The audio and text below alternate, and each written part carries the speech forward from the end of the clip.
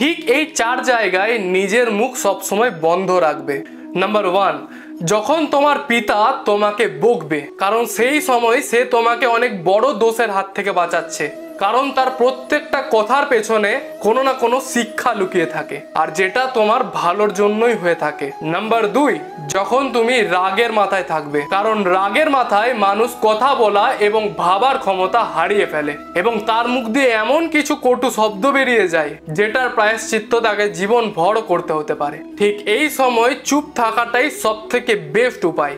Number 3, যখন কোনো মূর্খ লোক তোমাকে গালাগালি করবে, কারণ প্রত্যেকটা শব্দের উত্তরেই যে তোমাকে জবাব দিতে হবে তার কোনো মানে নেই। তাই যখন সামনের লোকটি সীমা অতিক্রম করবে, তখন তোমার শব্দ না, তোমার অ্যাকশন কথা বলবে। নাম্বার 4, যখন লোক তোমার ফেলিয়ারের মজাক বানাচ্ছে, কারণ নিজেকে পরিষ্কার করার থেকে নিজেকে প্রতিষ্ঠিত করাটাই তোমার মেন লক্ষ্য।